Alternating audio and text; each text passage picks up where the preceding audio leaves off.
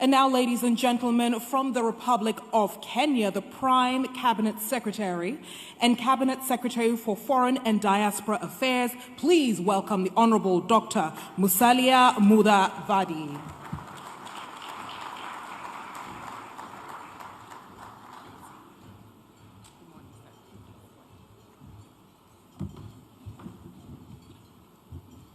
Your Excellency Nana Addo Dankwa Akufo-Addo, President of the Republic of Ghana, Your Excellency Azali Assoumani, President of the Union of Comoros and AU Chairperson, Your Excellencies, Heads of State and Government, Your Excellency Dr. Monique, Deputy Chairperson of the African Union Commission, distinguished guests, ladies and gentlemen.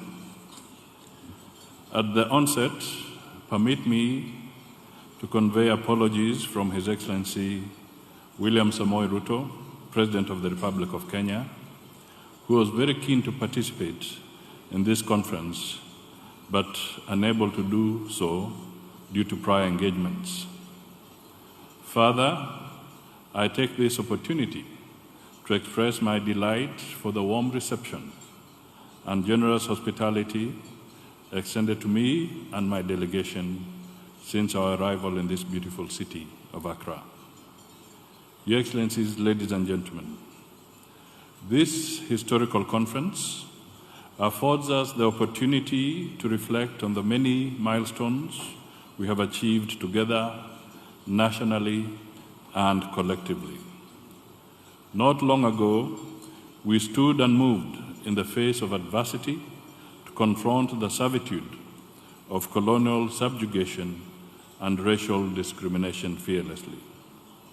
With singular determination, we reclaimed our dignity, freedoms, and right to shape our future. Thank you, Ghana. In Kiswahili, asante sana, Ghana, for being a trailblazer on Africa independence.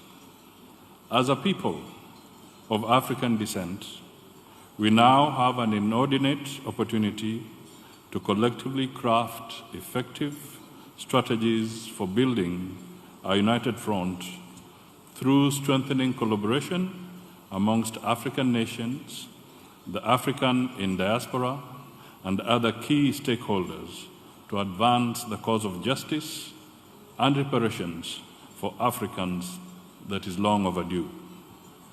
In our case, thousands of Kenyans were executed, many subjected to untold torture and all forms of inhumane treatment and abuse at the hands of the colonial administration.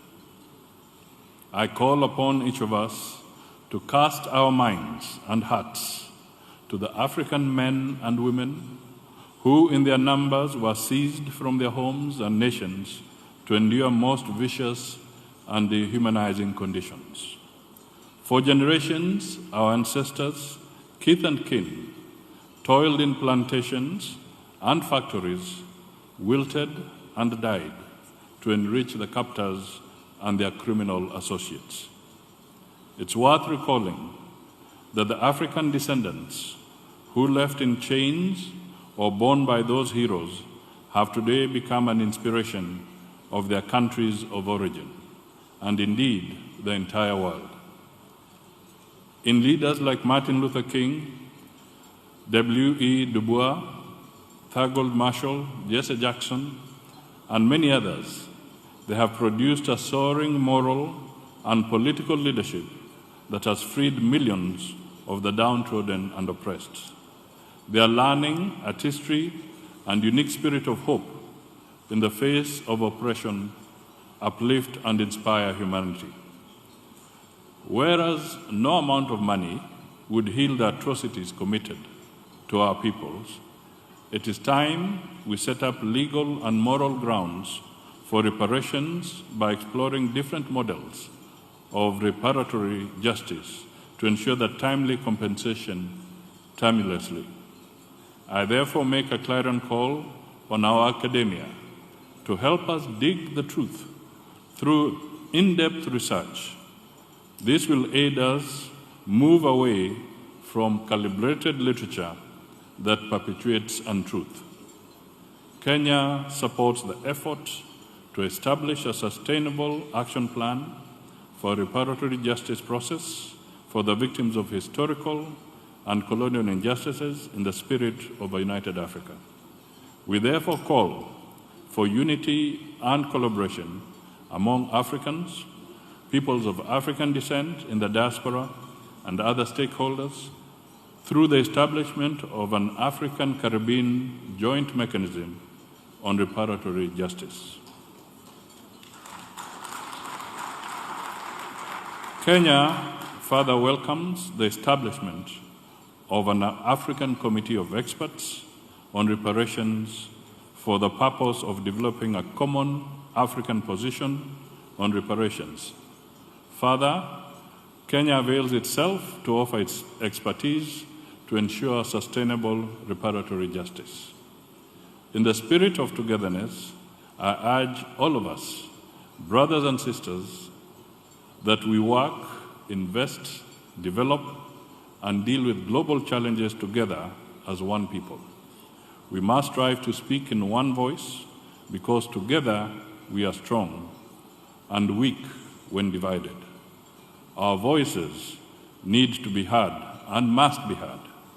As I conclude, may I urge each of us to work together, condemn in the strongest terms possible the colonial injustices and modern-day slavery as we pursue reparations for fellow Africans who fought for independence by building a united front to advance the cause of justice and the payment of reparations to Africans. Once again to Ghana, asante sana. Thank you.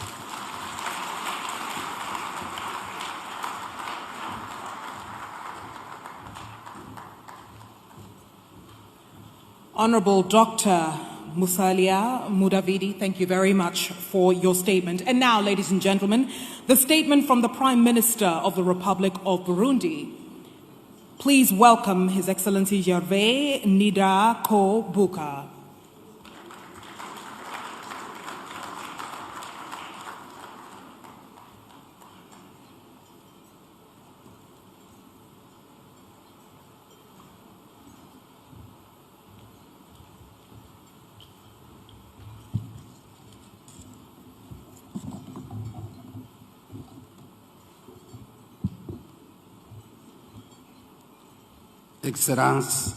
Excellency Nana Akufo-Addo Dankwa, President of the Republic of Ghana, Excellency Mr. Azali Asman, President of the Comoros Union and current Chair of the African Union, Excellencies, Heads of Delegations, Madam Vice President of the African Union Commission, distinguished and invited guests, all protocols observed. Ladies and gentlemen, it's a great honor for me to be before this August Assembly to make this speech. First of all, I'd like to thank God who has enabled us meet here in this beautiful capital, Ghana. On behalf of the people of Burundi and on my own behalf, I'd like to thank the Ghanaian authorities for the warm welcome given to our delegation since our arrival in this capital. I take this opportunity to convey to you the warm greetings from the heads of state, His Excellency Ndayishimiye, and from the entire people of Burundi. Excellencies, heads of delegations, ladies and gentlemen, the theme of this conference, which is building a united front to advance the cause of justice and the payment of reparations to Africans, is of interest to us as Africans in general and the African Union. Because we are supposed to unite to advance the cause of justice and the payment of reparations to Africans. The African continent has experienced a lot of challenges over various periods.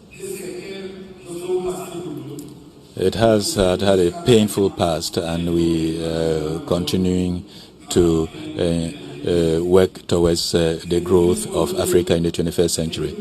These crimes that were committed against the African people are atrocious, including slavery, colonization, and racism in South Africa, which has left its marks culturally, economically, and socially in the country, South Africa. Your Excellencies, heads of state, ladies and gentlemen, my country, Burundi, has been spared from slavery after having stood up against slavery. There was a war against a king at the time during the slave period. If we have been spared from this abominable crime, we have never been safe from its consequences. If we are facing, together with the other African people, the hardships caused by this slavery, and we need to add that of colonization. We should always remember our valiant heroes who were deported and faced inhuman treatment, beaten and hanged publicly. We should also be aware that we are the product of a painful past characterized by abominations against our forefathers. The African Union, Africans were considered as animals in American plantations during the slave trade period. And also during the colonization, we have been subjugated to several atrocities. People have committed themselves to the abolishment of slavery in Africa. My homage goes to the heroes of independence, which have enabled African countries to liberate themselves from the shackles of the colonizers, and enabled us to take care of our own destiny. Countries that have been victims of slave trade, colonization, have a history that should not be forgotten, because their crimes have been odious and which have reduced the dignity of humanity and Africans in particular. We should look ourselves in the face and tell ourselves that colonization, slavery, apartheid, and have been practices that use the law of the jungle, where the stronger animals eat up the weaker ones. This moment is an opportunity for us to remember what happened in the past, and also underscore the fact that we should not only remember slavery, colonization, apartheid as events that have characterized the continent, but also as circumstances that have deprived Africa of its human, economic, and cultural resources. Africans resigned themselves to this indignity, abandoning her culture, religion, and has been obliged to forget her heroes. And also Africans have learned to imitate their masters of colonization. The African has forgotten to be himself, and if we do not try to look at most of the problems that are hindering the development of our continent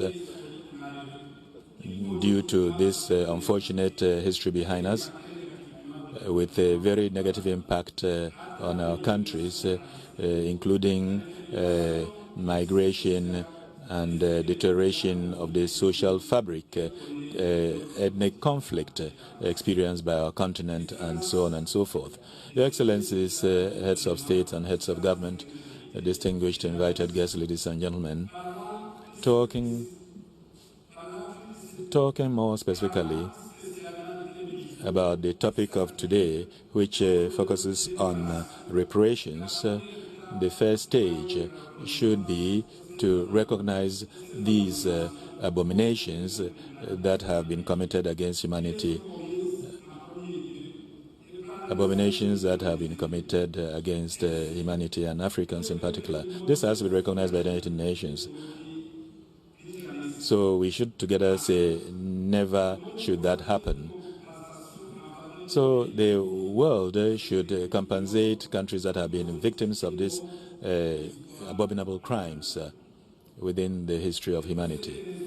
And for this reason, I encourage countries that have been authors of these abominable crimes to ask for pardon and surrender the cultural heritage that they have stolen from Africa.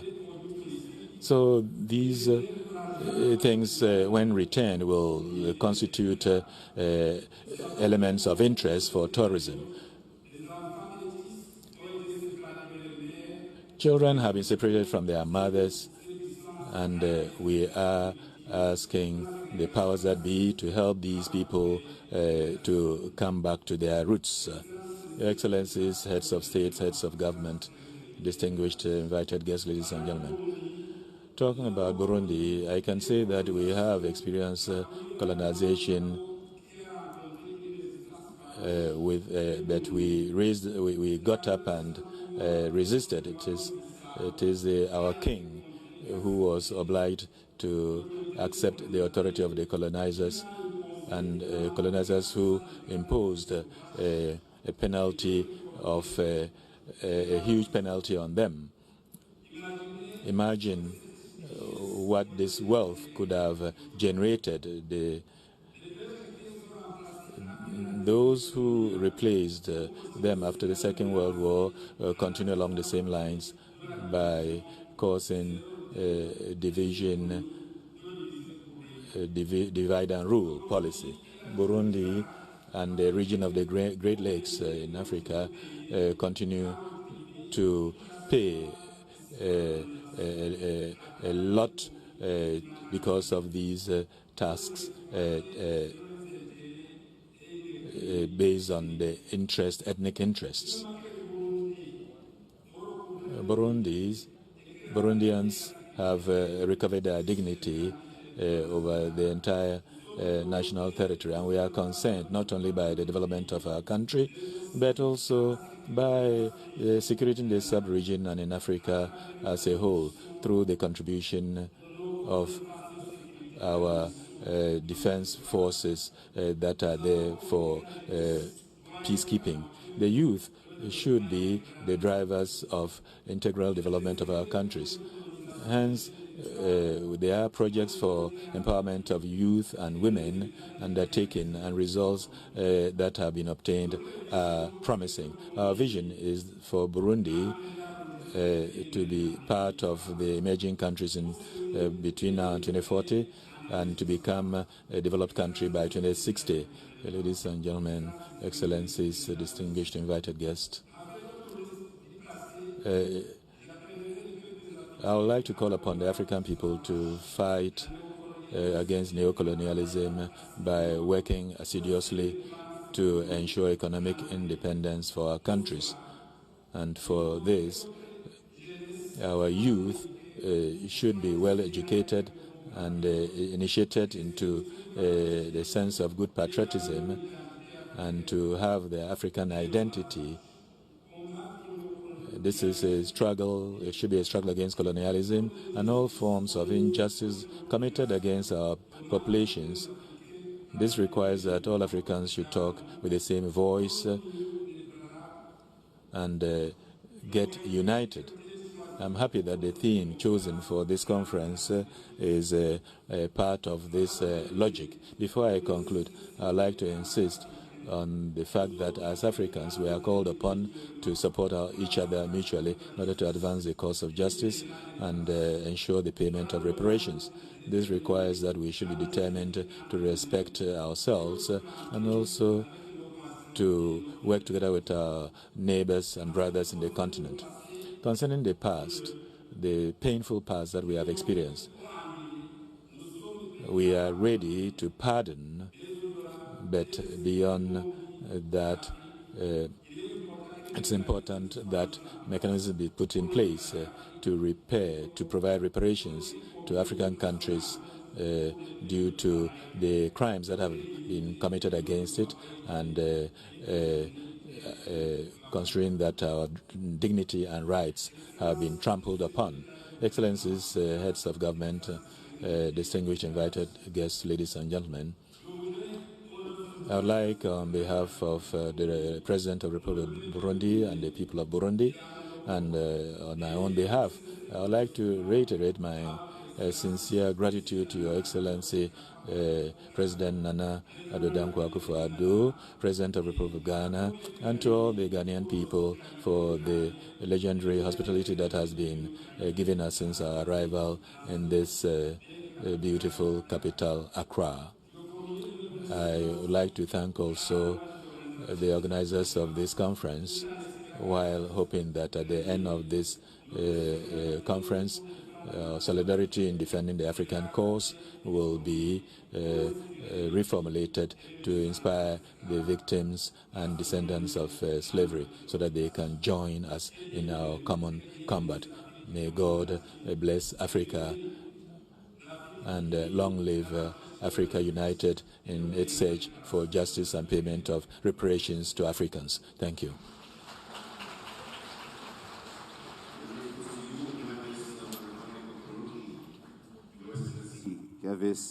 Indra Kubuka. And now, Excellencies, ladies and gentlemen, please make welcome the Minister for Justice of the Republic of South Africa, His Excellency Ronald Lamola.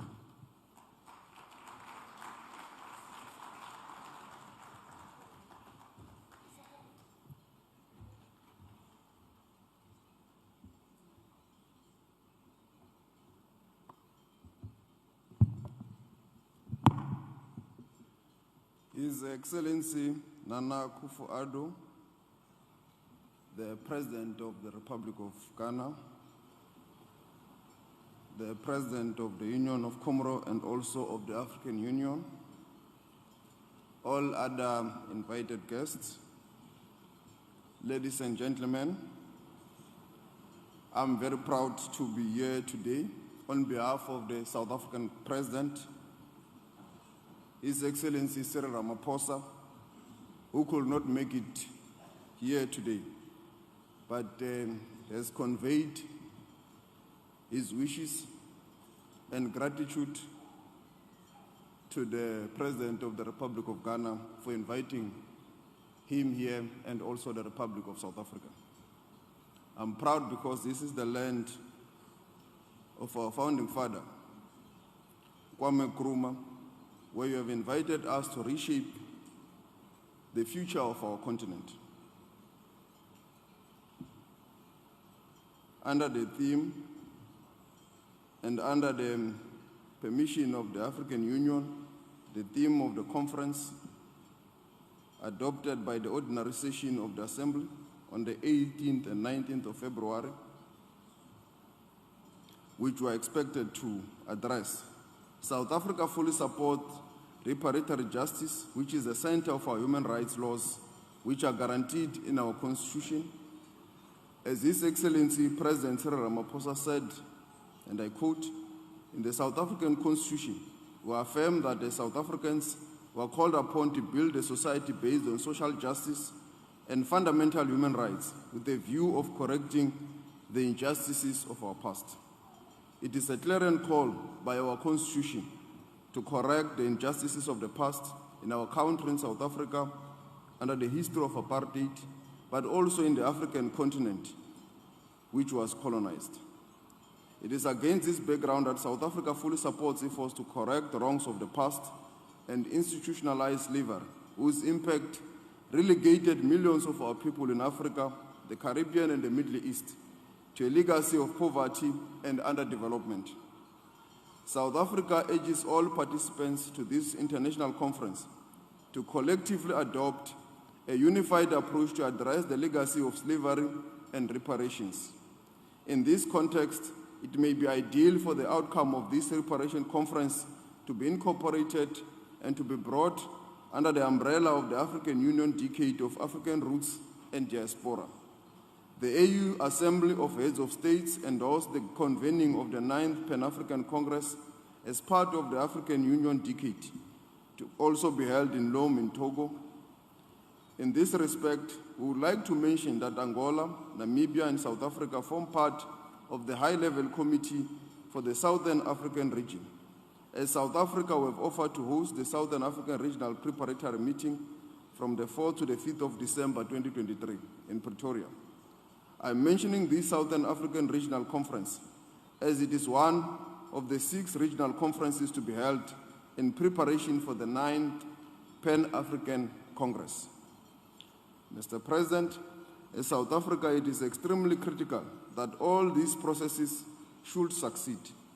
It is time for Africa to ensure that we are inclusive, especially with respect to the 6th region. Our brothers and sisters in the 6th region are part and parcel of the African Union. As per the AU Assembly Heads of State, we call strongly for the African Union Commission to ensure that the representation of the 6th region is institutionalized. The modalities of how this institutionalization happens have to be done and made during the process of this decade. I am glad that I can see most of the participants from the 6th region here in your conference. Your Excellencies, across the continent, we need to strengthen partnerships between governments and all segments of civil society, in particular women, youth, and the private sector, to strengthen solidarity and cohesion among all the peoples in Africa and the diaspora. We equally need to strengthen institutions that support restorative justice, healing, reparation, unity, solidarity, and social cohesion. As South Africa will want to see all parties acknowledging that slavery, the slave trade, and transatlantic slave trade, colonialism, genocide, and apartheid remain crimes against humanity in line with the Durban Declaration and the Program of Action.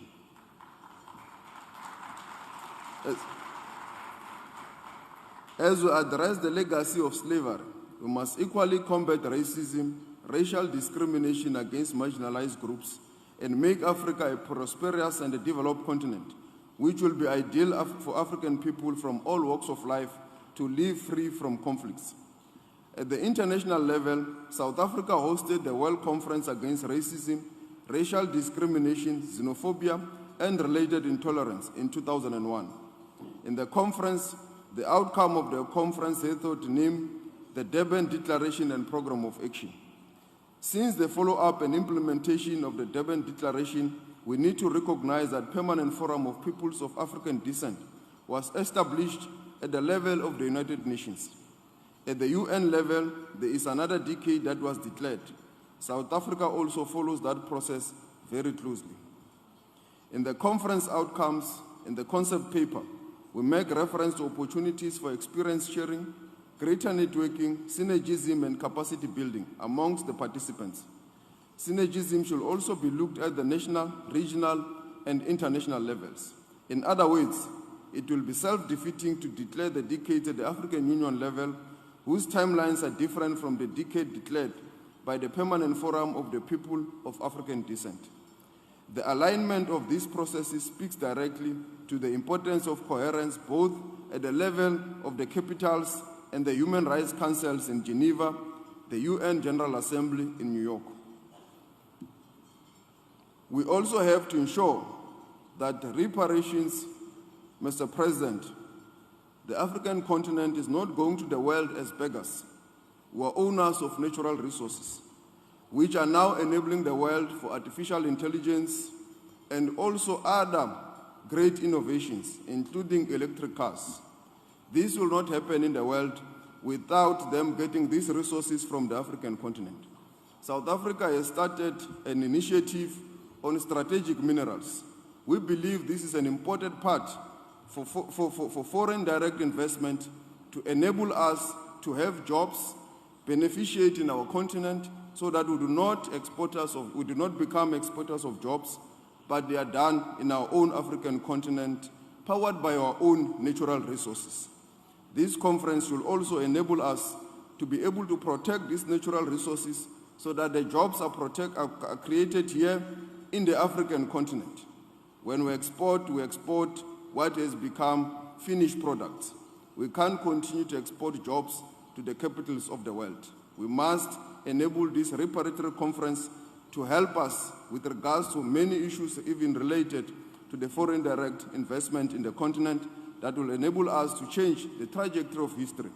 The kids of the African continent must be working next to their homes, a stone's throw away from their parents and a stone's throw away from their forefathers.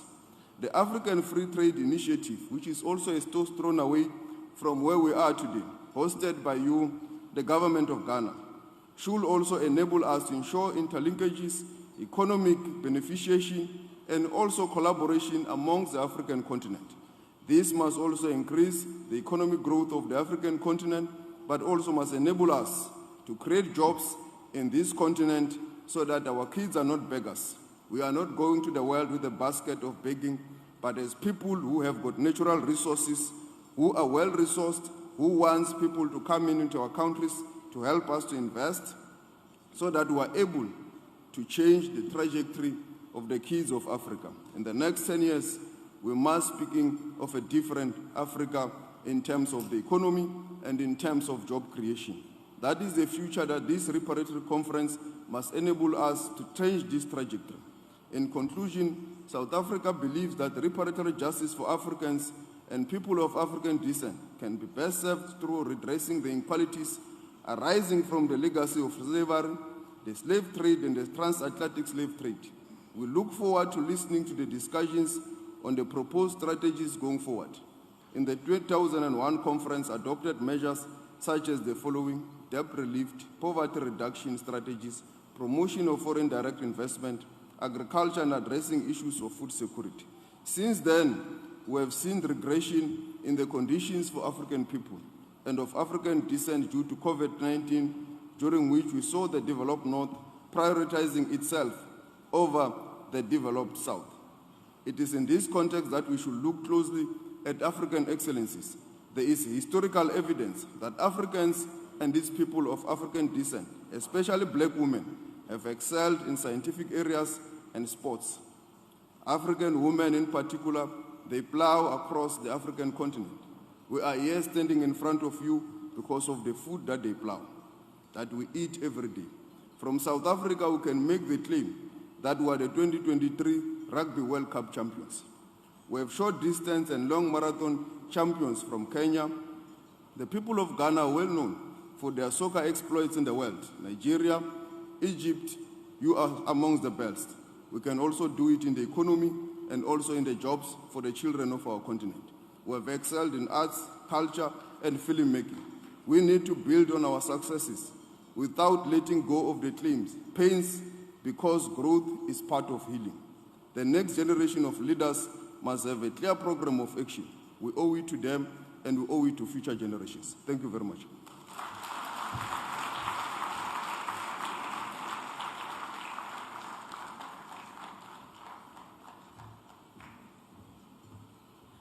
Your Excellency, thank you very much for your words and, of course, your calls to action. And now, ladies and gentlemen, please allow me to bring to the podium the Chair, All-Party Parliamentary Group for African Reparations, Her Excellency Belle Ribeiro Addy, MP.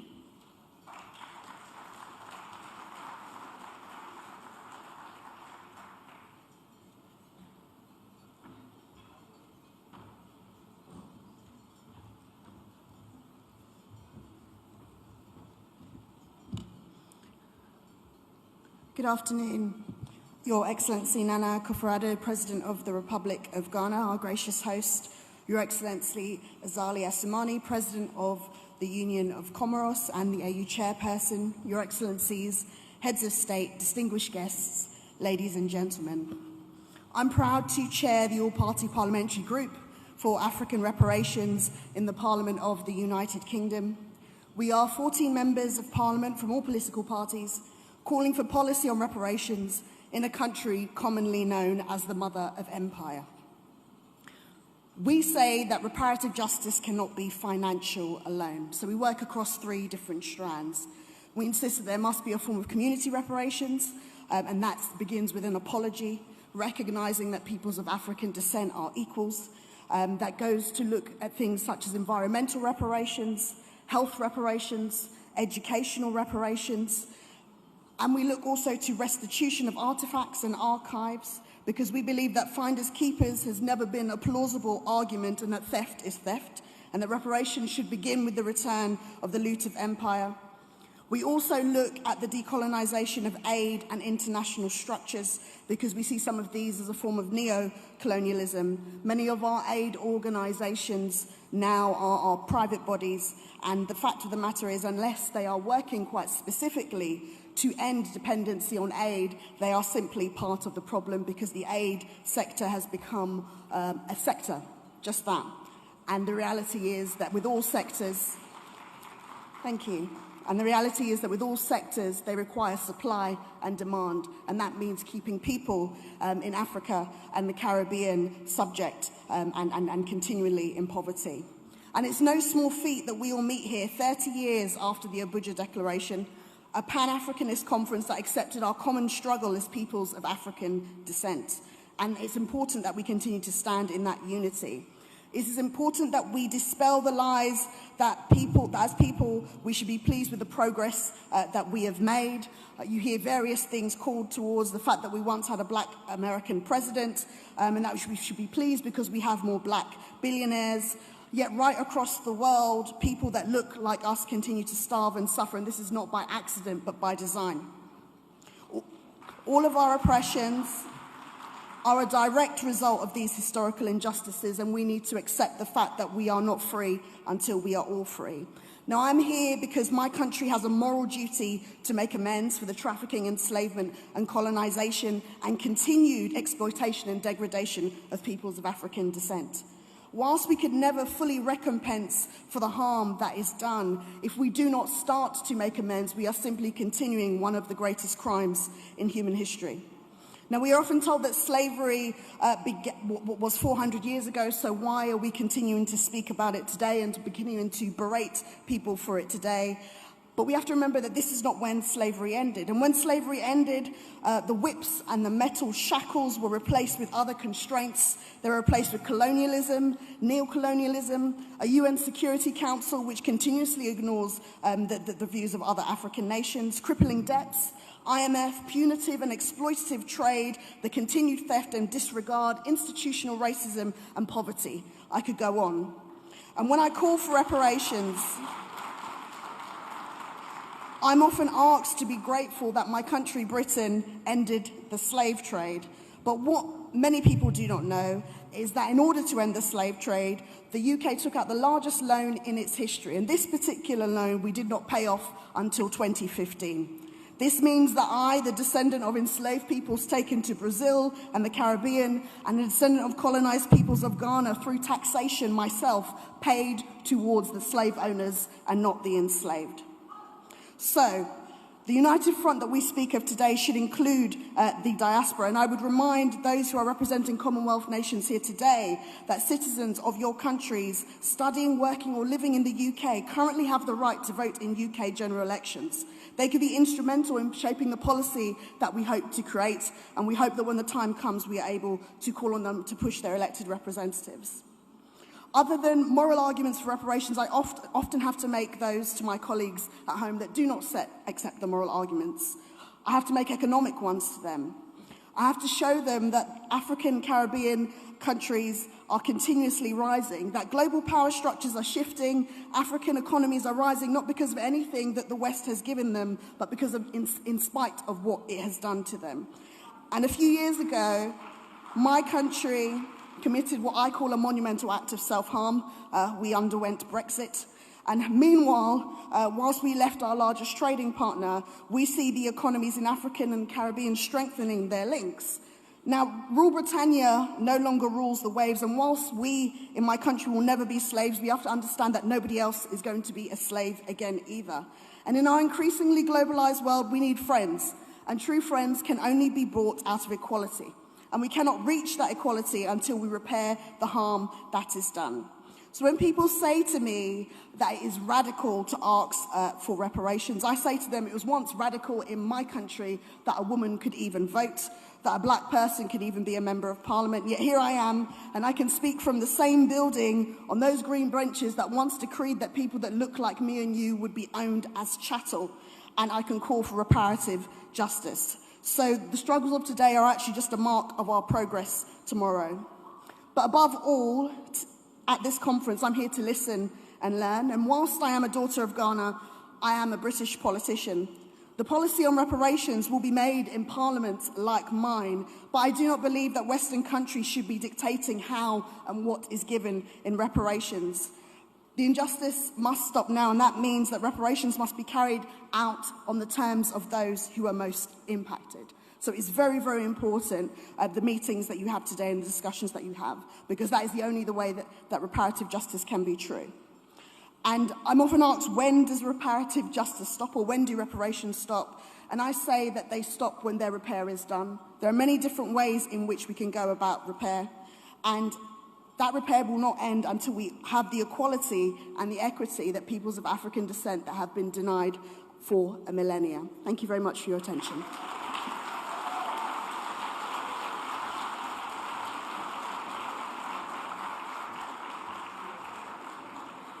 Ladies and gentlemen, the reparations end when the repairing is done. MP Bell Ribeiro Addy. And now, ladies and gentlemen, joining us via video, please welcome the Secretary General of CARICOM, of course, our 6th region, Her Excellency Dr. Carla Barnett.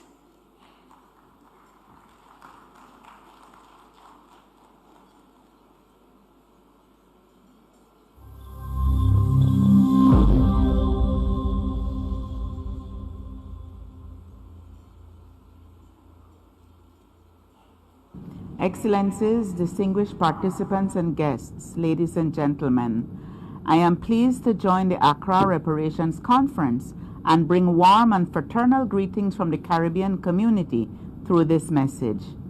This is an important gathering of policymakers, reparations advocates, experts, and civil society activists from Africa, CARICOM, and the wider African diaspora to advance the agenda for reparatory justice. CARICOM heads of government took the historic decision in 2013 to pursue reparations from Europe for the crimes against humanity of native genocide, the transatlantic trade in enslaved Africans, and chattel enslavement in the region. This decision by CARICOM laid the foundation for the rebirth of a global movement for reparatory justice, which has been championed by the strong and focused advocacy of the CARICOM Reparations Commission, chaired by Professor Sir Hilary Beckles, respected Caribbean historian and global thought leader on the imperative to pursue reparations. In CARICOM, our member state, Haiti, was forced to pay for its freedom twice. First, through the successful slave resistance and rebellion, which created the first free republic in the Western Hemisphere in 1804, and the second time through the ignominy of being forced to borrow significant monies from French and American banks to pay reparations to former slave owners for loss of property, being the very former slaves who had already won their freedom in the Haitian Revolution, and repaying this debt well into the 20th century. The crimes committed against humanity are indisputable, and the debt has not been paid for systemic exploitation, extraction of wealth, pain and suffering, apartheid, Jim Crow, and psychological harm, leading to persistent poverty among African-descended people across the globe, and the genocide of native peoples which accompanied colonization. To address this cruel history, the descendants of the victims are due just restitution, compensation, and guarantees of non-repetition. Reparatory justice for the Caribbean community is a priority for our heads of government who agree that collaboration with Africa on reparations is critical to moving this agenda forward. They have expressed their full support for the convening of the Accra Reparations Conference as a strategic and prime opportunity to forge a common, collaborative agenda between the Caribbean and Africa on reparations. It is in this context that we welcome the update that the African Union is also seeking to develop a common position on reparations and a roadmap for future collaboration with the African diaspora on reparatory justice. The Accra Reparations Conference is, therefore, timely to facilitate dialogue on the reparations agenda. Recent meetings of our heads of government have tabled important proposals for cooperation with the African Union on reparations. They would welcome collaboration to co-sponsor a resolution on reparations at the United Nations to signal our joint commitment and our position that reparatory justice ought to receive due consideration by the United Nations.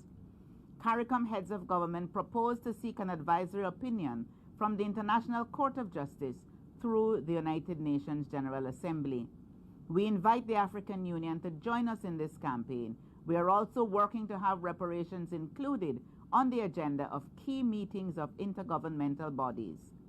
We hope that we can establish appropriate mechanisms to facilitate cooperation on reparations between CARICOM and Africa, including the proposed joint CARICOM African Union Committee of Legal Experts.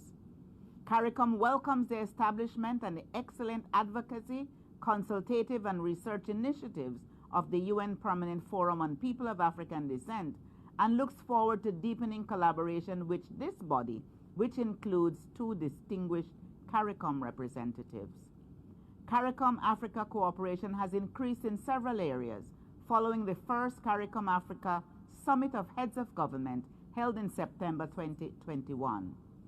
Afro-Caribbean Trade and Investment Forums have been held in Barbados and Guyana in 2022 and 2023, respectively. The African Union ECOSOC Study Tour on Reparations was held in Barbados in July 2023.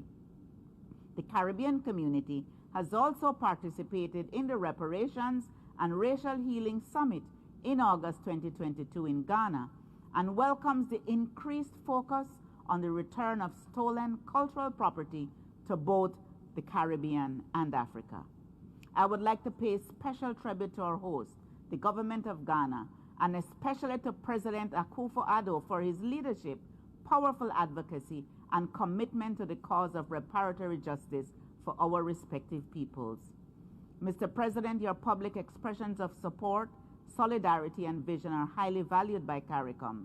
I am confident that the Accra Reparations Conference will be a success under your leadership.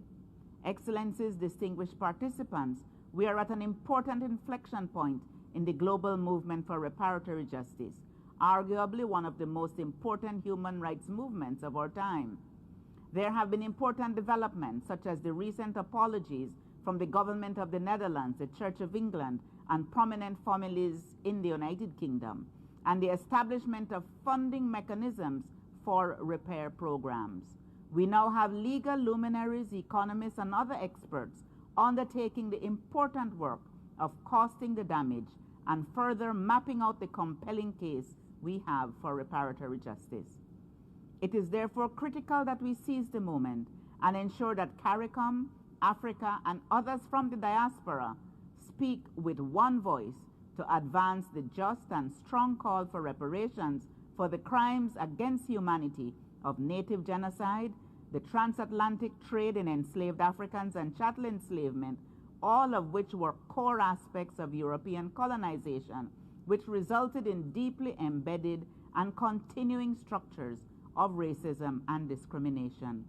I wish you all a successful conference and look forward to fruitful outcomes from your deliberations. Thank you, ladies and gentlemen.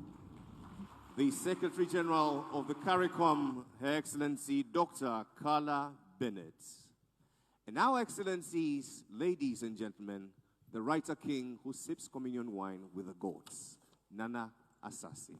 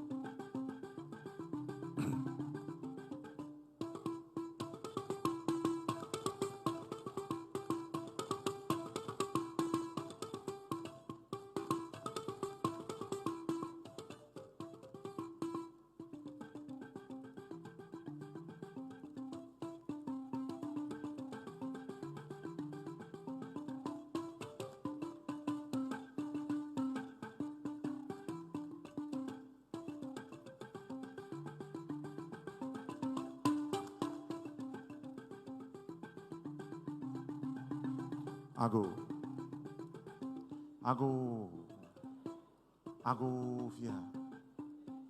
Do you have your left and do you have your right? I need you to keep time for the next 30 seconds. Can we go?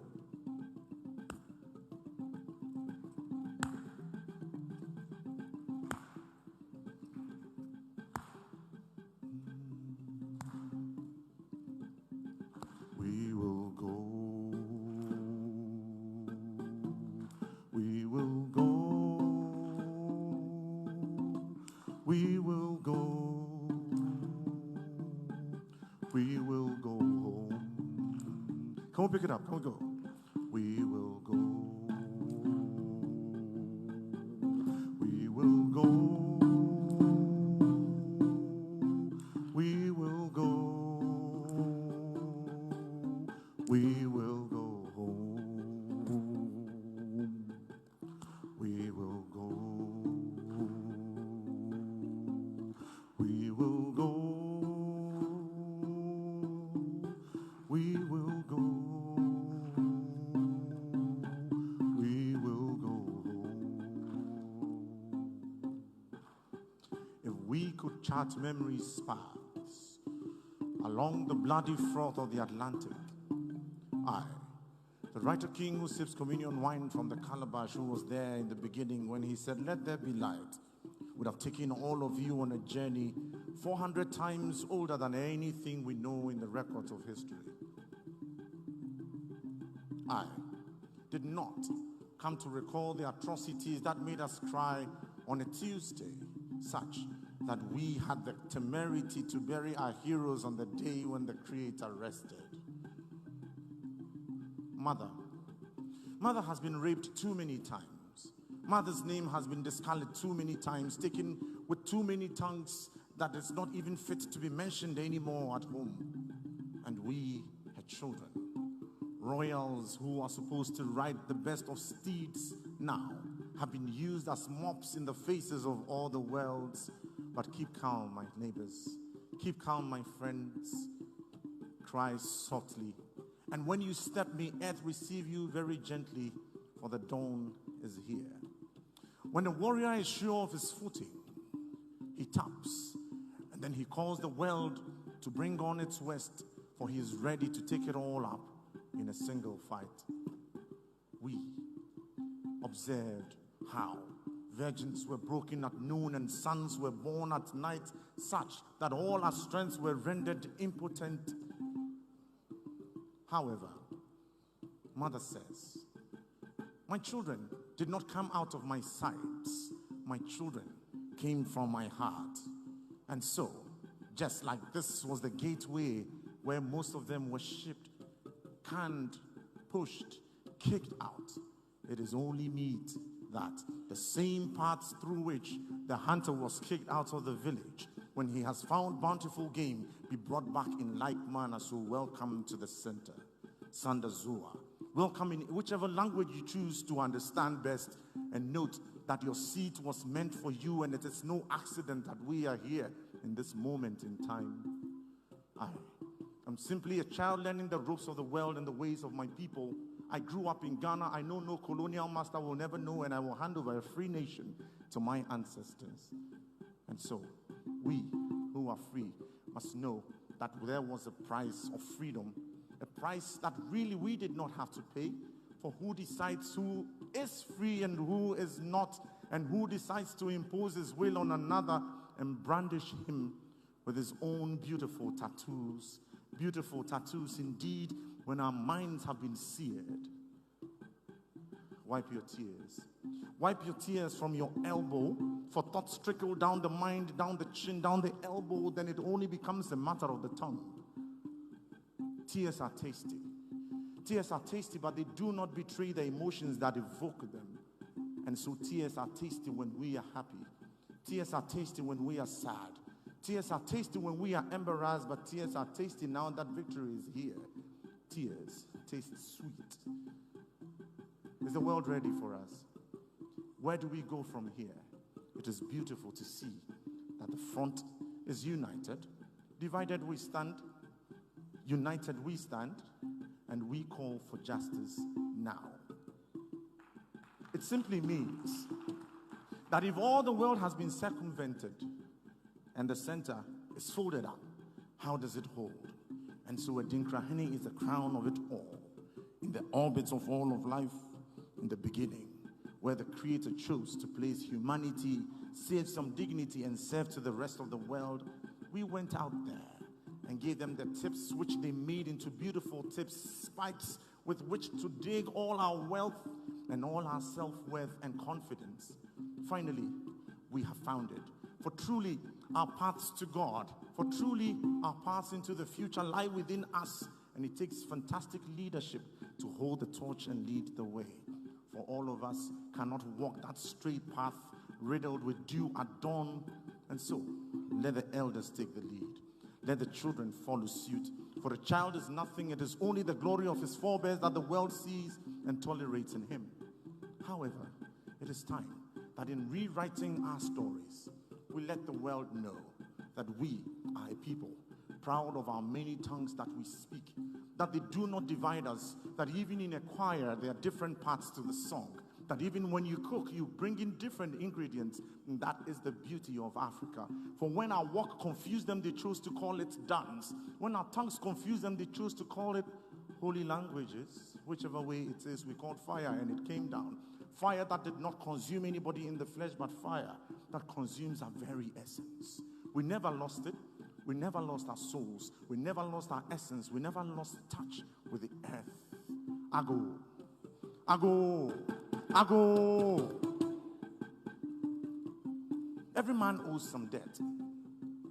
Be it a deficit of sleep, be it a deficit of learning, but be it a deficit of truth.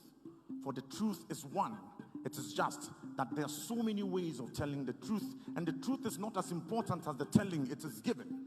However, this time round, let us not add any coated spices to it. What is good is not good. What is good then is good. And so he to him what is good is not good.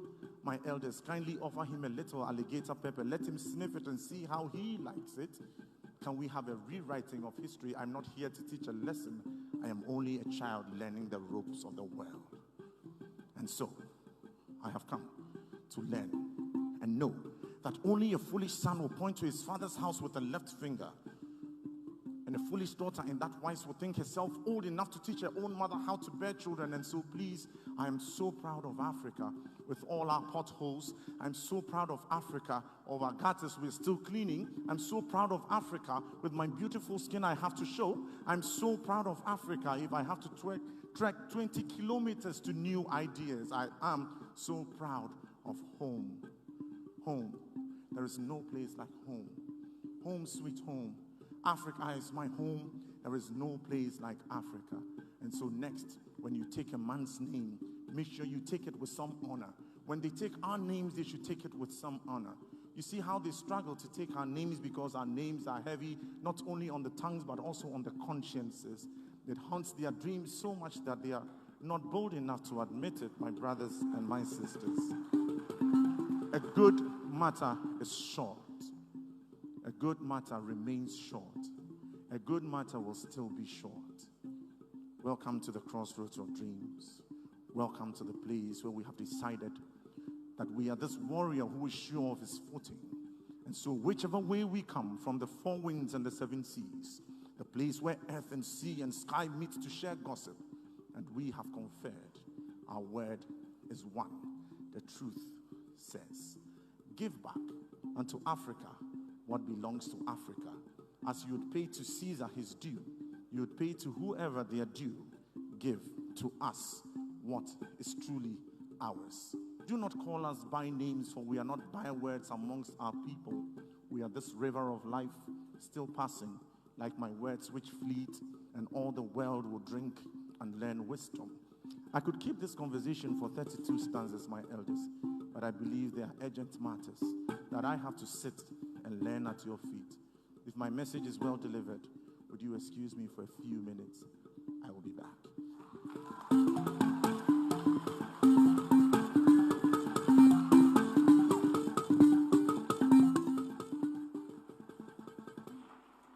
Ladies and gentlemen, another round of applause for the extraordinary Nana Asase.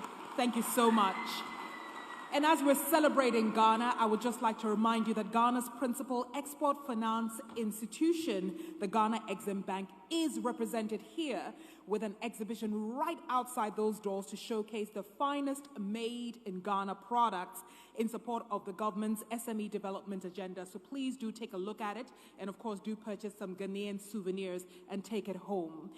We are coming to the climax of our program this morning into this afternoon, and now I would like to bring onto the stage the Prime Minister of the Republic of Togo, Her Excellency Victoire Tomega Dogbe.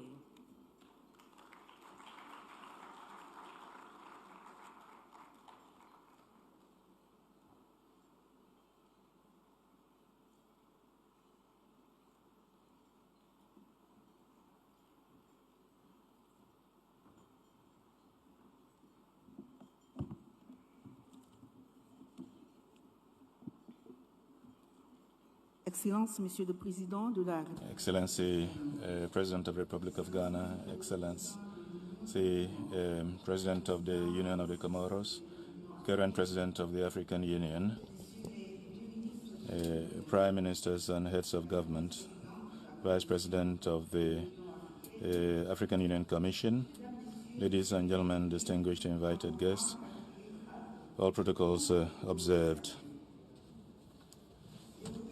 I would like, first of all, to thank the government and people of Ghana for their brotherly and warm welcome given us. His Excellency, for Nyasigbe, President of the Republic of Togo, would have liked to come to Accra, but he has been impeded at the last moment. He has asked me to convey his apologies to you.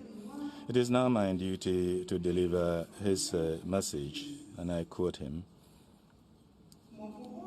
My speech before you today is in line with a broader speech or narrative which constitutes the background to the history of our continent, a history of struggles and tribulations, of successes and resilience.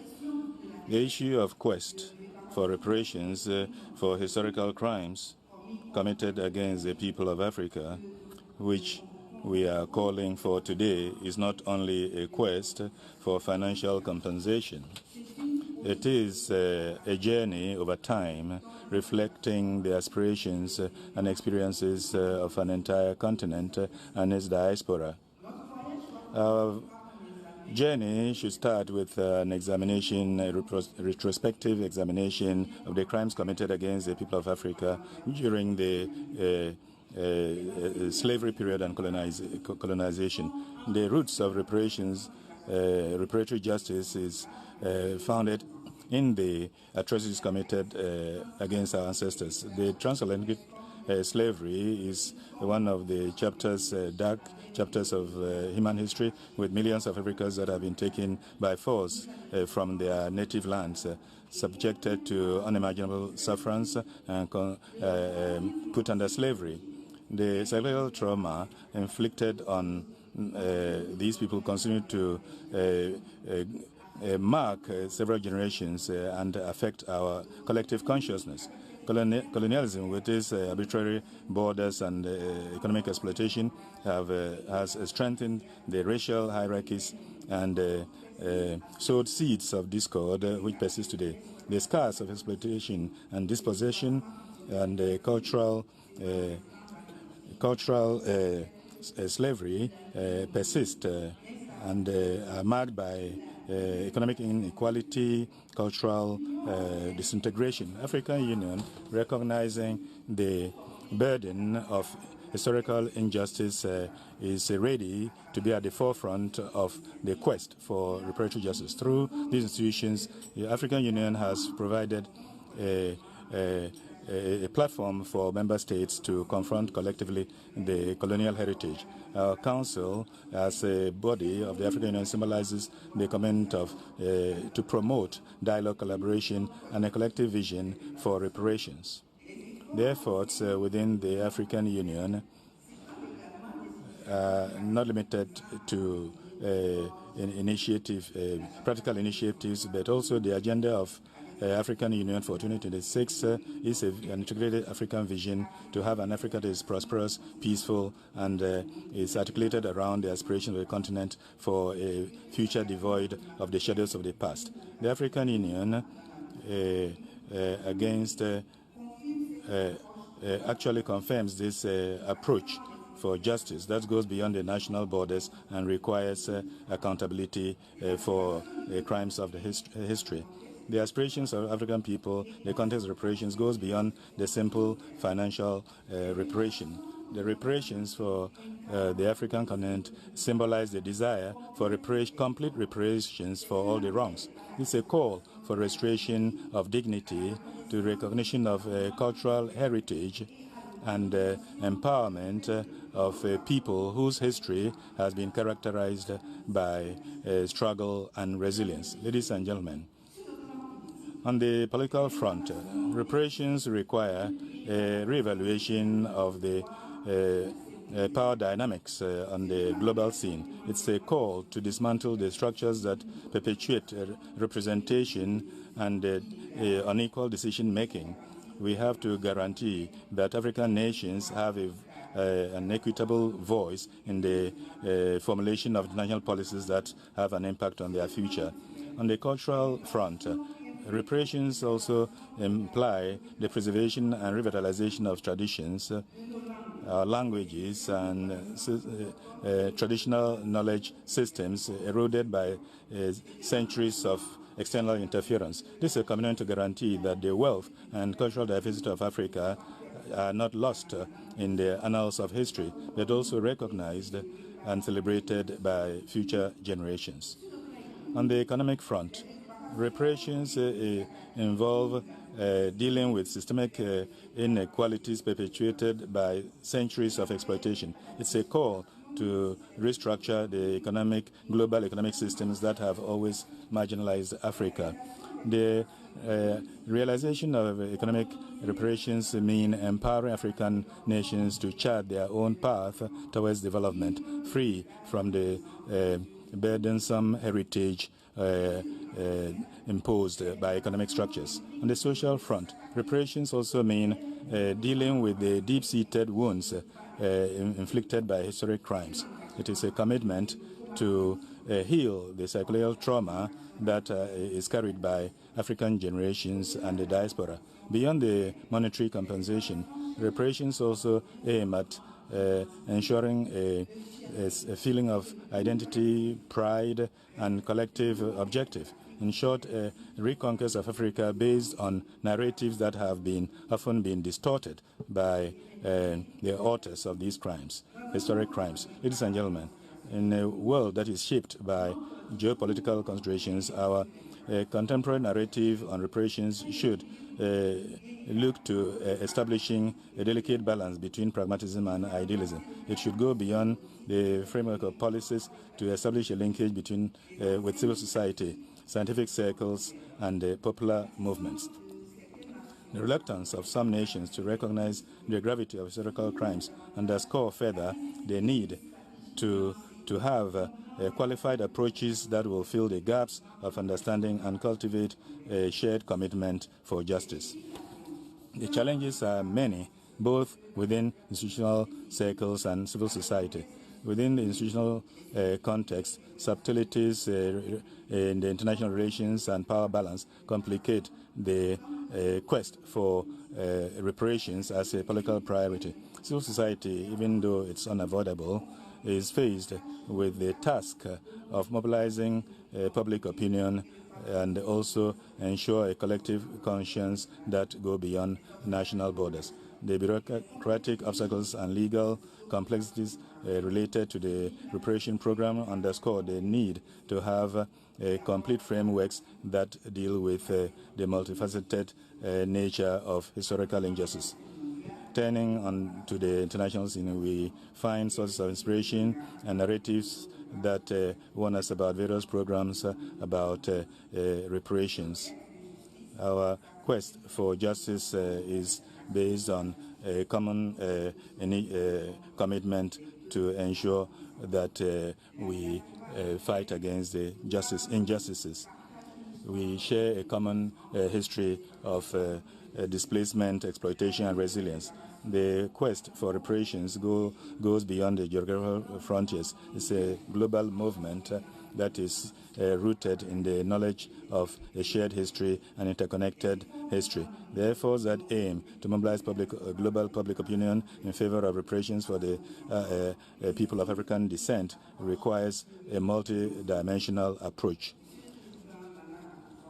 Your Excellency, President Nana Akufo-Addo, ladies and gentlemen, to conclude, I'd like to say that the call for reparations is a great call to deal with the complexities of history with courage, with compassion, and a relentless commitment for justice.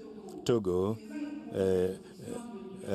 which echoes the position of the African Union and partner nations, is ready to deal with the complexities of this transformationary journey. In this quest for reparative justice, we have to draw from the strength in our common history to honor courage and resilience of our people, and also construct a future where justice is not only a concept but a living reality. It's a future for where the heritage of colonialism is confronted with courage. It is a future where reparative justice is primordial and gives promise for a world that is just and equitable. I thank you for your kind attention, and I wish you success at this Accra International Conference on Reparation. Thank you. Excellencies, ladies and gentlemen, the Prime Minister of the Republic of Togo, Her Excellency Victoire Tomega Dogwe.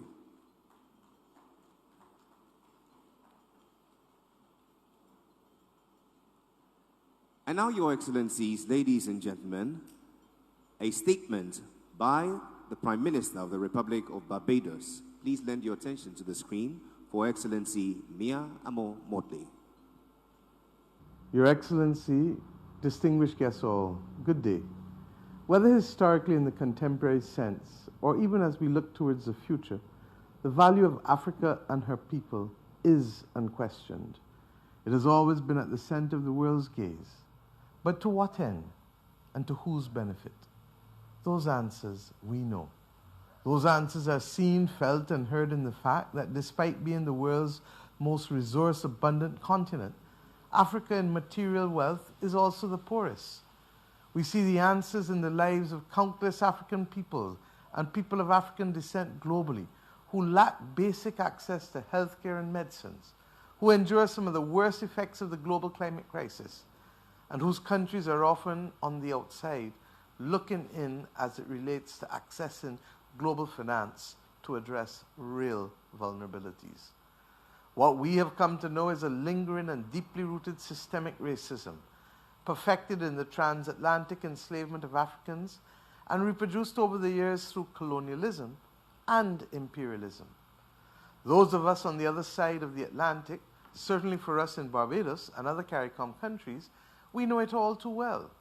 We understand these effects to our core, for we are no strangers to crisis and the constraints of development in the face of inherited inequity. We know the answers to the cause and the effects of systemic oppression because, my friends, we live it every day and have done so. The CARICOM 10-point plan for reparatory justice, named Subcommittee for Reparations, provide for our consideration for native genocide and transatlantic slavery, and we intend to broaden these in name and in focus to address East Indian indentureship and colonialism. Africa's intention to combine its efforts with the Caribbean's in this quest for reparatory justice is therefore timely, appropriate, and a much welcome development. I am confident that our collective vision and call to action can mobilize the global groundswell of support and the continued activism for fairness, justice, and equality for the people of African descent everywhere. This forum has been convened on these questions of peace, justice, and equality as we work to create an action plan for a sustainable reparatory justice process in Africa. And how do we achieve it? The answers we seek will come so long as we continue to ask the right questions. Certainly, any conversation on the future development for Africa, the Caribbean, and Latin America must include reparatory justice. The Accra Reparations Conference signifies the strengthening of ties and the collaboration between our respective nations, our institutions, our people and cultures on this long walk towards reparatory justice.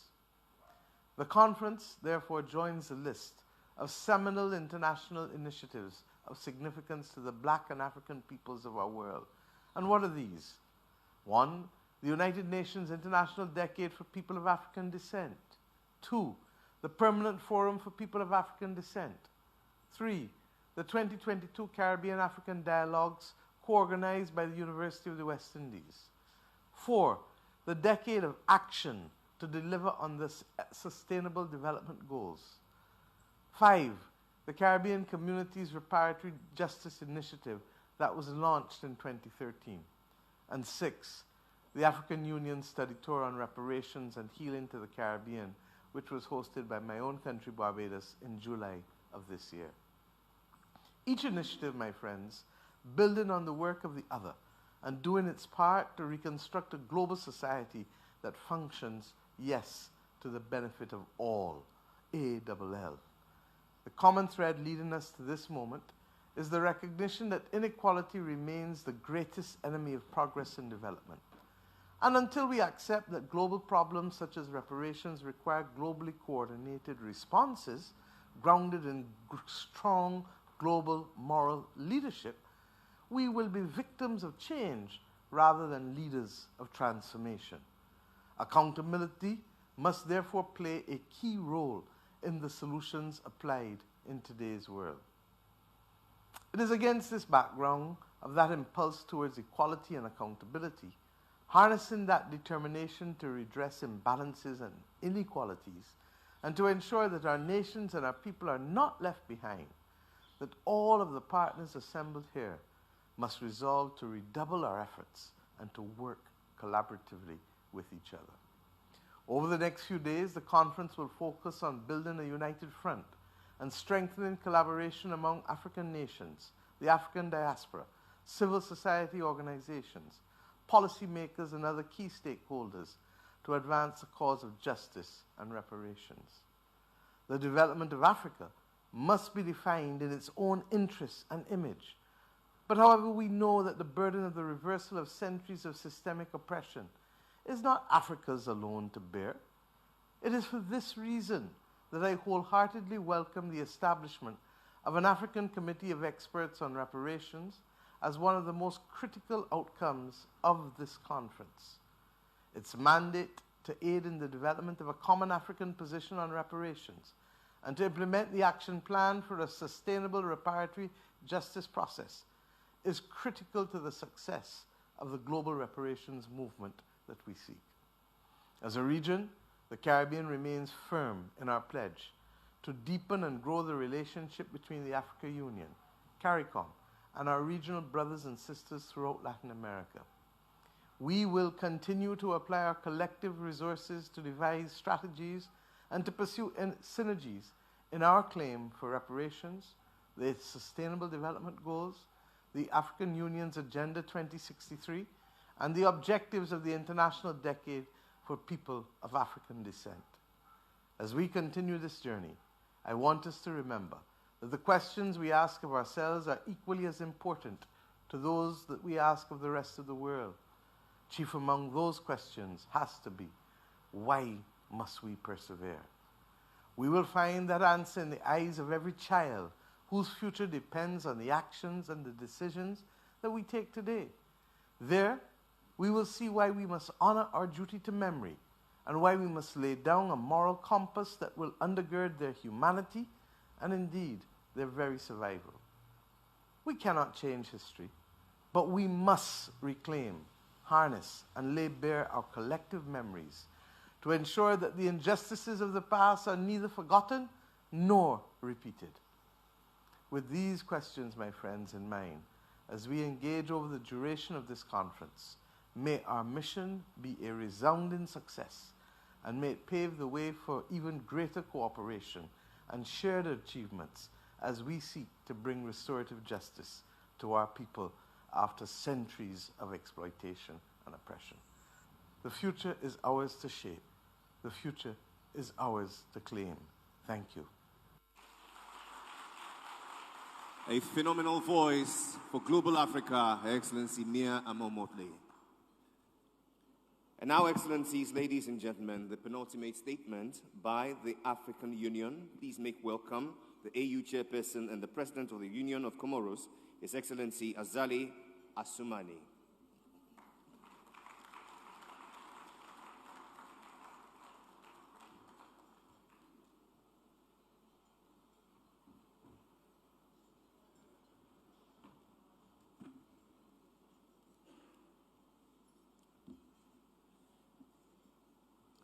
Bismillahir Rahmanir Rahim. Assalamu alaikum wa rahmatullahi wa barakatuh. In the name of Allah, most gracious, most merciful, I greet you with the greetings of Islam and blessings. My greetings to His Excellency President Akufo-Addo,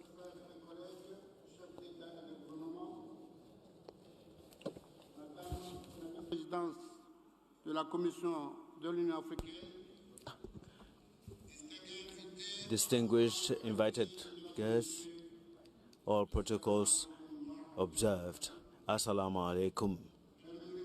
Allow me to start by thanking my brother, President Nana Akufo-Addo, as well as the government and people of Ghana for the very warm welcome which was extended to us, to both my good self and my delegation, right from our arrival in this beautiful country.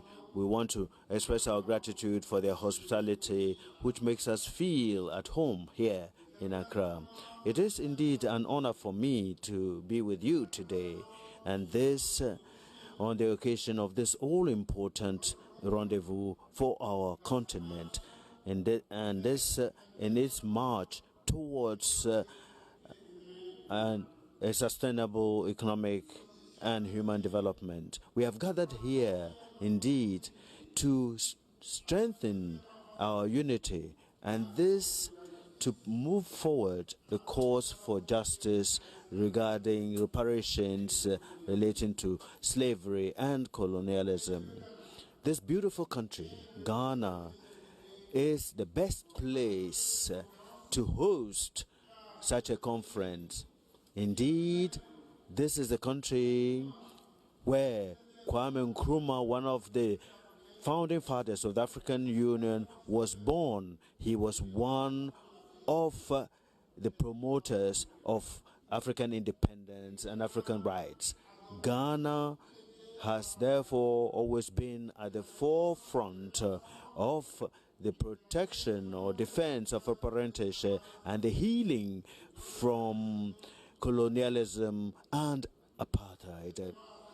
Allow me, in this regard, to pay tribute to the continuous commitment of the Republic of Ghana and his president, our brother Akufo-Addo. It is thanks to your exceptional political commitment, also thanks to your advocacy for an equitable and fairer world, and this for the African community as a whole, that the Assembly of Heads of State and Government at the African Union adopted in February 2023 in Addis Ababa, and this unanimously, the historic decision was adopted on the constitution of a united front to promote the courts of justice and the payment of reparations to Africans. Your Excellency, distinguished invited guests, the history of slavery and colonialism in Africa, it's a dark phase of our history, which was characterized by exploitation, suffering, and injustice, which was inflicted upon Africans and their descendants. Whether it was transatlantic or the Western, slavery created irreversible harm within the African populations. It was millions of Africans who were uprooted from their families, from their homes, from their cultures, from their languages and their history. And this brought about incommensurate consequences which continue to wreak havoc in our populations to date. My country, the Union of Comoros, was not spared by this tragic phase of our history. We are the model of Mozambique, and it was one of the stops for the slavery market towards the tragic destinations. Distinguished ladies and gentlemen, let us face our history by recognizing its effects and ask for concrete measures to be adopted in order to ensure reparations for the harm caused. It is therefore necessary for us to have a common understanding of the far-reaching nature of the harmful natures, because slavery and colonialism are still resonating in the economic and social as well as political inequalities. We therefore have to pool our efforts together in order to educate, sensitize, and bring about a general awareness within our populations. Not only that, but also within the rest of the world, in order to banish the structures that maintain such inequalities to date. It is in this light that I would like to commend you for the historic decision which was taken at the General Assembly of the African Union, which was undertaken in February 2000. By having this united front, we affirm our commitment for justice and reparations. This united front is therefore a call for action. It is a call to transcend divisions and to work together, and this for the future of each individual, wherever they come from, whatever their race is, whichever their region is, for them to live in dignity. It is financial reparations would make up for the harms, just like it was been done in the CARICOM region. Reparations also involved initiatives which aim at strengthening the victim communities through education and the guarantee of equality in the face of opportunities for sustainable development for these communities who have for long been left behind. Reparations also imply investments in the construction of a common future where there's justice. Reparations, finally, involves intensifying restructuring efforts in international institutions for justice targeting Africa. This is the meaning of the struggle that we conducted together to ensure a more inclusive world, and which led in September to the integration of our organization, our Pan-African organization, within the G20, which has now become G21. It is along those lines that we are fighting to ensure that we have a permanent seat for Africa within the Security Council of the UN. This request goes hand in hand with our common will to reform our political and international political and financial systems, which unfortunately are not representative of a global ethical structure. Therefore, I call for an ambitious plan for reparations, a plan that would take the form of the financing of industrialization, which we would want to see in our continent for its people. That industrialization would enable our partners for our resources to be transformed or processed here to have value addition, leading to job creation, which would lead to reduction of migration by our youth. That plan would also support the AFTA, for which we have a mission to make further progress during my term in 2023. If we have a united front in order to make progress with justice and the payment of reparations for Africans, we would set the stage for a more equitable and inclusive society.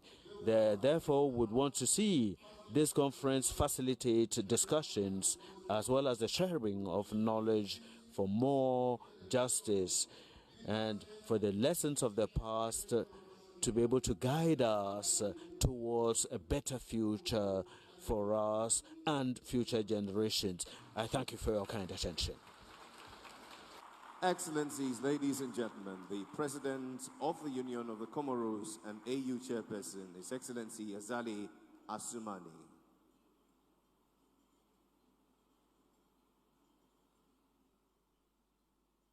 And now preceding the final statement by the President of our Republic, Excellencies, ladies and gentlemen, make welcome playwright, poet, and activist, Chief Moomin.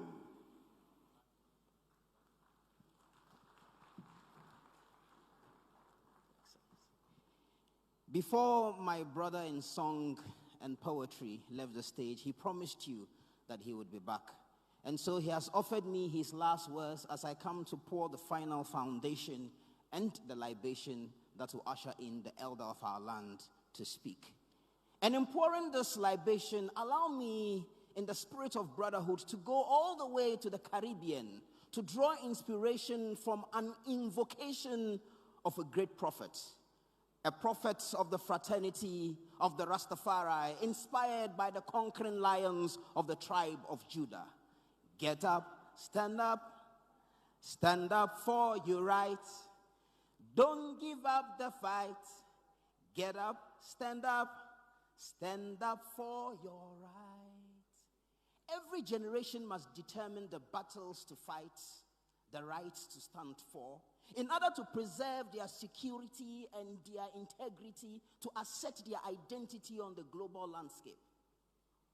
Back in the era of the Middle Passage, when our ancestors were captured, marched through the dungeons, all the way out of the door of no return, into the hungry ships waiting to sail to the new world, there were resistance to slavery. There were those who stood up to protect their families and their nations, even across the tempestuous oceans, with no room to breathe or turn in the ships. There were those who still resisted, some preferring to jump overboard into the bottomless ocean than make it to the New World. And even at the New World, across the Americas and the Caribbean, there were those who continued to resist. And it is the culmination of that resistance that led to the abolition of slave trade, that led to civil rights, that led to the freedom fights here on the continent of Africa. And so if we're here today enjoying political rights, it is because others before us sacrificed their sweat, their blood, and their lives. And so the question for our generation, what battles are we choosing to fight? What rights are we choosing to stand for so that our children may also enjoy from our sacrifice?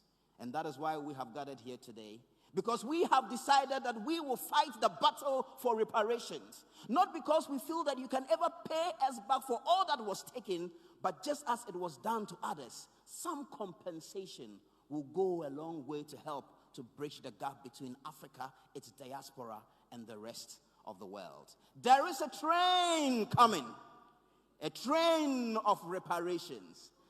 Zion train is coming our way. Chuku chaka, chuku chaka. Zion train is coming our way. And the conductor of this train is none other than His Excellency, the President of the Republic of Ghana, who I believe, because of his quests for justice, for the consciousness of Africans and the black people around the world, is a true Rastafari at heart. Your Excellency, ladies and gentlemen, please help me welcome His Excellency, the President of the Republic of Ghana, President Nana Addo Dankwa Akufo-Addo. Zion train is coming our way.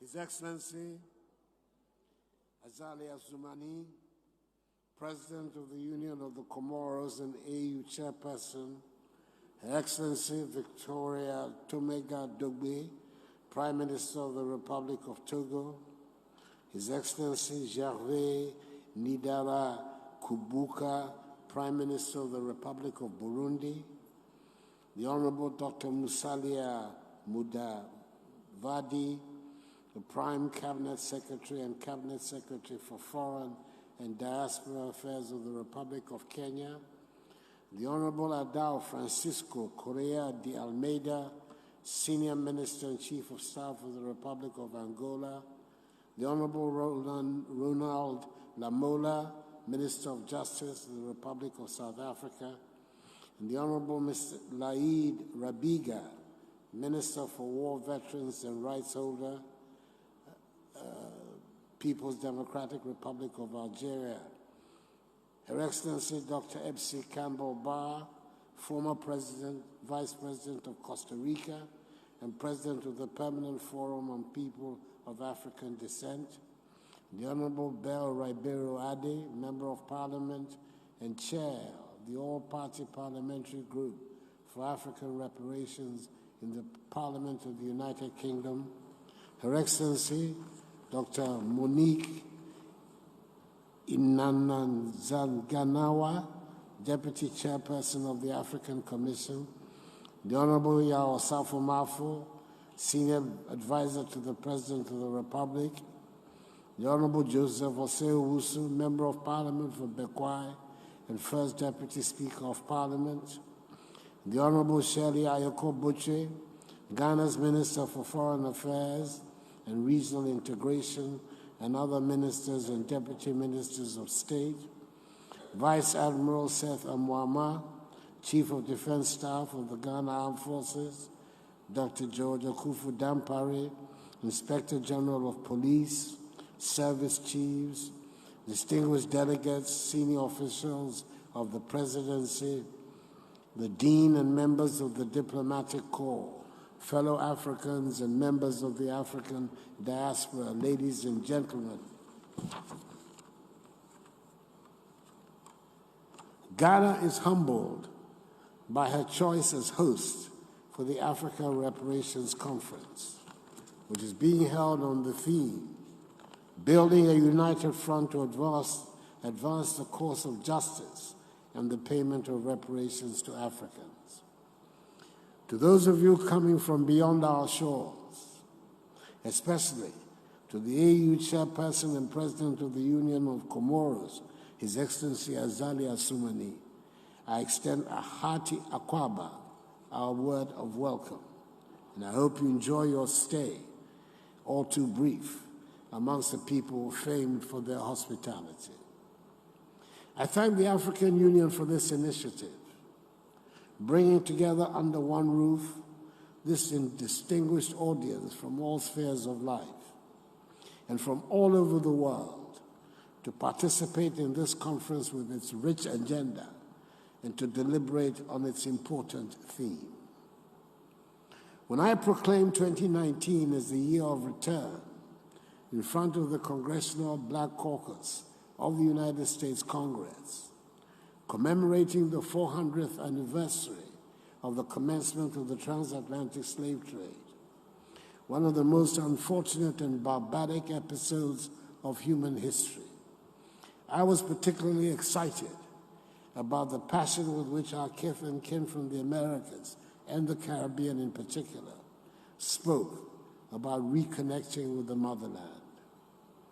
There was the recognition that never again should the black person allow him or herself to be subjected to the dehumanizing conditions of slavery. The barbaric and inhumane transatlantic slave trade, in whatever form, should never be repeated, and never again should the African peoples be described as indented servants or apprentices for life. For us in Ghana, we recognize our unique position as the location for 75% of the slave dungeons built on the west coast of Africa, through which the slaves were transported. Indeed, Simon Newman, in his book, The West African Ethnicity of the Enslaved in Jamaica, says, and I quote, "Evidence suggests that the Gold Coast, now modern-day Ghana, was the largest source of Jamaican slaves who arrived, remained, and survived in Jamaica," unquote. Right from the day we attained our freedom and independence from British colonial rule on the 6th of March, 1957, the first sub-Saharan state to do so, we have always seen ourselves as owing a special responsibility to Africans in the diaspora. Not only do we believe that we have a responsibility to extend a hand of welcome back home to Africans in the diaspora, as we did in 2019 during the year of return, we believe the calls for reparations to Africa are just. Excellencies, ladies and gentlemen, it began with some 20 slaves from West Africa being forcibly sent in 1619 to the Commonwealth of Virginia in order to become part of the United States of America. It was the first of 36,000 voyages to and from Africa, which resulted in some 20 million Africans from Central and West Africa being sold into slavery in the Americas and the Caribbean. We're also told that 10% of this number, that is some 2 million Africans, lost their lives en route to their destinations, with the Atlantic Ocean serving as their final resting places. As if this was not enough, the continent had to endure centuries of being colonized by the same people who undertook the slave trade. The identity and personality of Africans were brutally assaulted, and the imprints of colonialism and imperialism woven deeply into the fabric of our lives. For many of the millions of the descendants of these unwilling travelers to the Americas, Africa remains a continent of deep emotions and unresolved questions. But what we do know is that the African peoples built and contributed to the success of the Americas. And even though they did not willingly make the journeys in the 200 years of the slave trade, once there, they were and have been an integral part of the success in their new homes, even though they have not benefited nearly as much as they should have from their toil. The effects of the slave trade have been devastating to the continent and to the African diaspora. The entire period of slavery meant that our progress, economically, culturally, and psychologically, was stifled. There are legions of stories of families who were torn apart. Fathers who went out to fish or farm never returned. Boys who went out to play and were taken never came back. Daughters who went to fetch water never saw their parents again. You cannot quantify the effects of such tragedies, but they need to be recognized. Africa and her peoples lost out tremendously in that period, and its ripple effects are still being felt right to this day. Reparations for Africa and the African diaspora are long overdue. Predictably, the question of reparations becomes a debate only when it comes to Africa and Africans. When the British ended slavery, all the owners of enslaved Africans received reparations to the tune of some 20 million pounds sterling, the equivalent today of some 20 billion pounds sterling. But enslaved Africans themselves did not receive a penny. Likewise, in the United States of America, owners of slaves received $300 for every slave they owned. The slaves themselves received nothing. Take the case of Haiti, which had to pay reparations amounting to 21 billion United States dollars to French slaveholders in 1825 for the victory of the Great Haitian Revolution, the first in the Americas and the Caribbean, which freed the slaves. It was a payment made under duress that impoverished Haiti throughout the 19th century till today. Native Americans have received and continue to receive reparations. Japanese American families who were incarcerated in internment camps in America during World War II received reparations.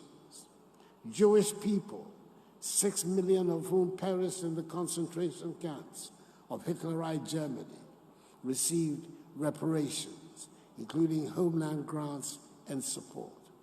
So it is time for Africa, 20 million of whose sons and daughters had their freedoms curtailed and sold into slavery, also to receive reparations.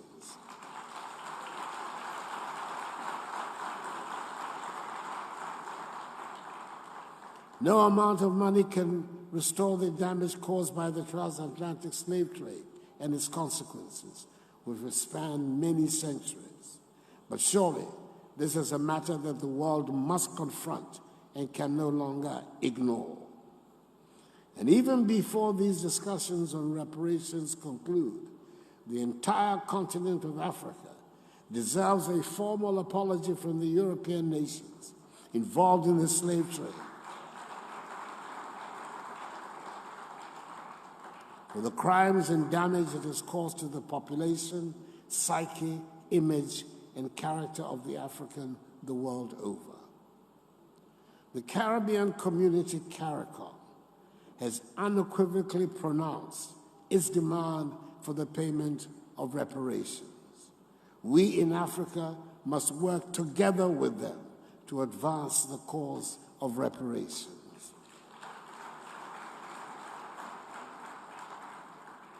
Ladies and gentlemen, let me reiterate that the call for reparations is not a plea for arms, but a valid demand for justice.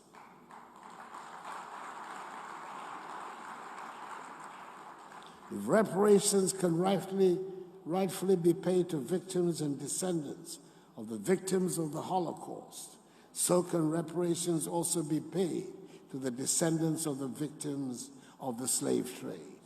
It has been 400 years. It has been 400 years, and we want to bring closure to this tragedy. Whilst at it, let me point out that the subject of reparations must go along with the matter of restitution. The initiative for the return and restitution of African cultural properties to the continent must also be a major issue of concern for all Africans. We must call for the return of African cultural properties that were illegally and shamelessly transported from the continent.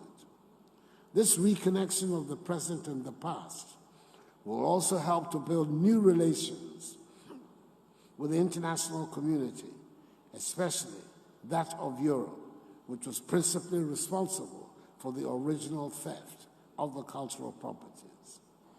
Most of these cultural properties, when returned, will also offer Africans the opportunity to develop local knowledge of the technological, cultural, social, and aesthetic value of the objects.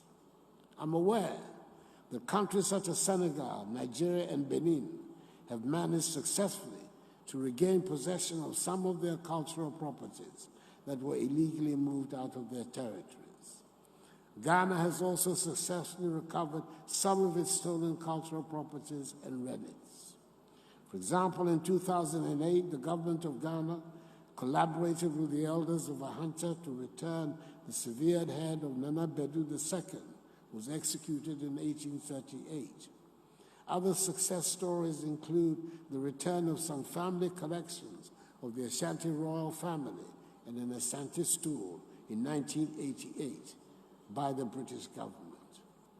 The return and restitution of African cultural properties to the continent will help Africans, and in particular, the descendants of the communities, groups, and individuals who created and produced these cultural properties to reconnect to their history, to their pioneers, to their knowledge. Together, we must work to change the African narrative, which has been characterized largely by a concentration on disease, hunger, poverty, and illegal mass migration. Let us all remember that the destiny of all black people, no matter where they are in the world, is bound up with Africa. We should never forget the famous admonition of the celebrated Jamaican reggae star Peter Tosh, which I love to cite, when he said, "Don't care where you come from. As long as you are a black man, you are an African," unquote.